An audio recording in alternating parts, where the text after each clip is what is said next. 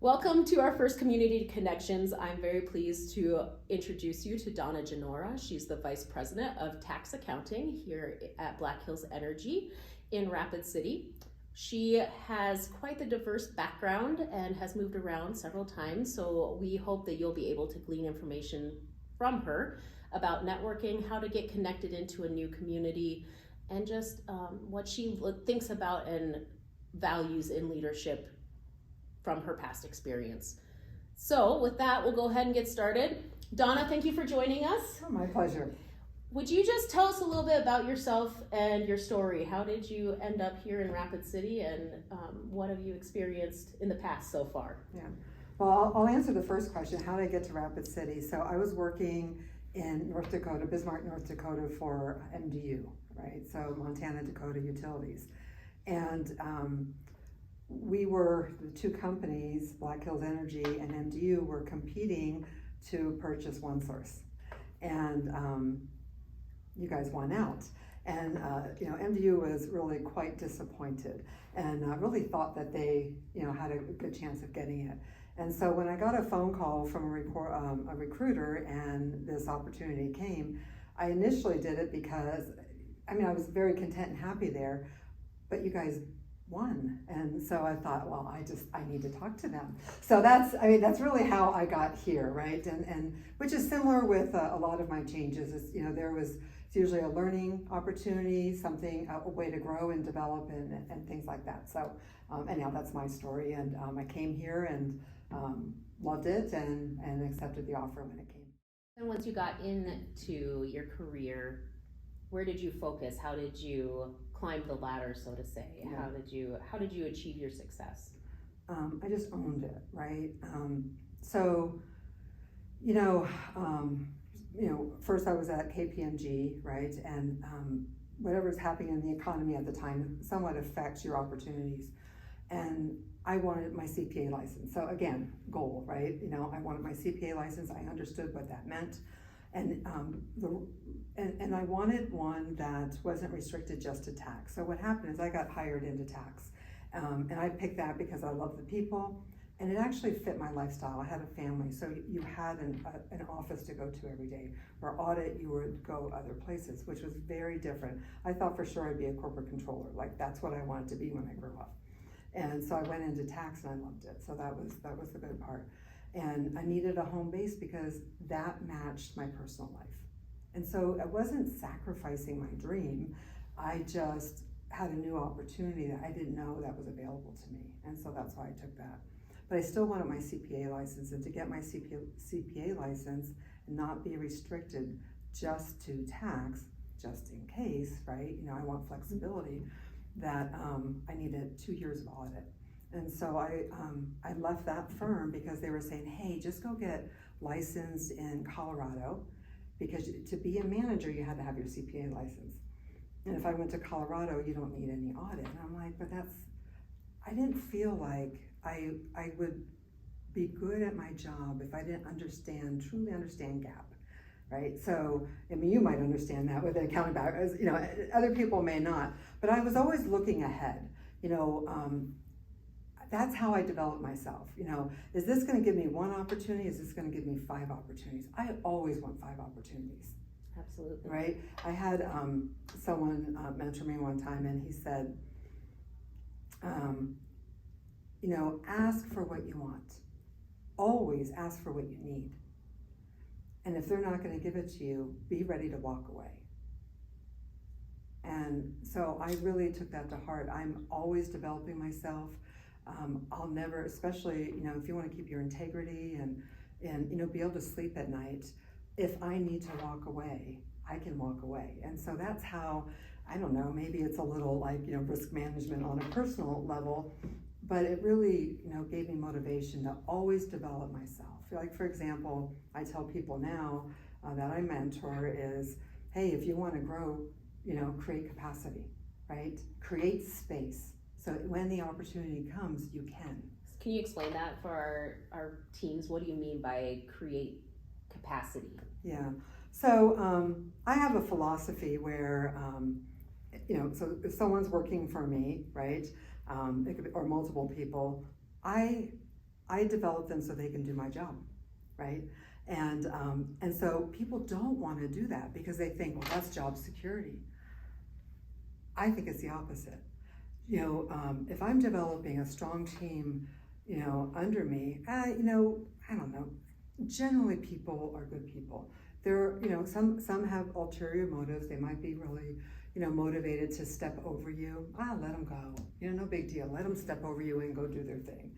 But, develop people below you so that, right, they, can step into your job. And that's what I mean by creating capacity, because like, for me, I'll just say, hey, I have capacity to help with this, so just think of me if something along these lines comes up. It might be outside my area, outside my comfort zone. Ideally, it would be something that's enterprise-wide, and because they know that I'll deliver because I do have capacity, right? And that my people can be trusted to do the things that they need to do. So basically you're saying constantly look for who can you delegate to or develop to allow you to have capacity or ability to pursue those new opportunities.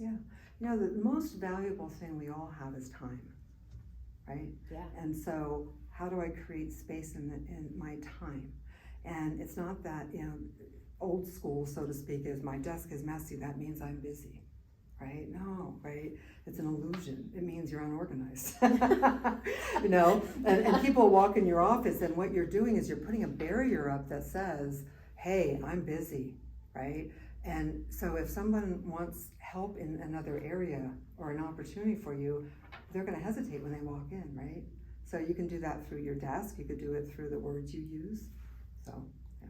Can you tell me, you've mentioned your mentors a couple times. What was the importance of the mentors in your career? You don't know what you don't know, right? You can learn the hard way, or not. Now, I do learn the hard way. I have lots of, I've stubbed my toe so much my nails have fallen off, okay? I just remember, those are my growth, those are my turning points. They give you those nuggets. And I look back in my career, like one, for example, we didn't meet a lot, but she was assigned to me, and it's not someone I sought out. And those are good opportunities too. And there's a reason people put you together. You may not understand the reason, but others do, right? So one time I had a client complain, and that I didn't call him back right away. And I'm just like, I don't get it. And the company policy is that you call back within 12 hours. And what I was trying to do, things were a little unmanageable. And so I was like turning off my mailbox, doing work. At lunchtime, I'd go check in, and I made my phone call. So I returned the call in under 4 hours, and he complained. And she said to me, you set that expectation, and then you didn't meet it. I'm like, oh. Like I would have stayed stuck in, well, that client just has a problem. And I would have stopped there, because that was as far as my knowledge went, right? Mm-hmm. And so she gave me this whole different perspective that I've carried through in my career. What do you find fulfilling about mentoring others? I just get so excited when things work for them, right? It's like watching a puppy. You just get all that good feeling inside, when they have a success. And it's not about, oh, I helped. Yeah. It's that because you can't do anything for anybody. You have to take the action, and you can't take it for them, right? But when you give them a tool and they actually apply it, and they went above where they could have alone. And that's probably the number one message is, no one does it alone. Mm-hmm. Absolutely. If you were to talk to any, what you would consider a successful person, and I consider someone successful that has high life satisfaction in what they do, that they get up in the morning and they're enthusiastic about what they're doing, and that, and they just have this breadth of knowledge. And that's someone who's successful, that person who can move the needle, right? Mm-hmm. And if you were to talk to any of those people, they never do it alone. Do you see any gaps, or whether it be in knowledge, skill set, personality, that typical leaders of today hold, where the young up and coming professionals or leaders can bring value that maybe isn't sitting at the table currently? There's generational differences, right? I think it's so important to understand what they are. Don't pigeonhole people by age, but by style, right? So, we did this at one of my workplaces, and it's like, but Donna, like, you're not a baby boomer, right? Oh, well, technically I am. Sorry, but you don't act like one. Well, then don't treat me like one, right? Yeah. Anyhow, that's just my style, right? Of managing. I would say, I don't know if I'm really answering this, but I always considered my job has always been to make my manager look good. Mm-hmm. It's my job. And sometimes I'm bringing different skill sets and I help them, right? I can do things, I'm fresher, I've been, especially, you're younger, right? Like you could do a PowerPoint, right? I mean, that's all you do, right? And you could do all the fancy stuff, make it look good, and you have skills that aren't as good. You leverage technology in a way that, others don't. And so when you see an opportunity to leverage those things, come to them, not as a show off, but I can help you, right? So, and that's really what you do, you're always trying to help someone. And it does work out, right? It doesn't matter if you're ambitious. I mean, you can be ambitious and still want to help somebody. And, that grows you, and that's not wrong either, right? Yeah. So I would say that it's just bringing the different perspective, bringing tools and ways that can just make a difference. If you feel connection to this community leader, please like and comment on our post and let us know who you'd like to see featured in our Community Connections series.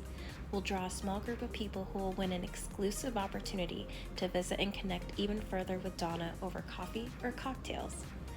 Make sure you follow us on Facebook, and don't forget to make sure that you're added to our email list, rapidcityypg@gmail.com.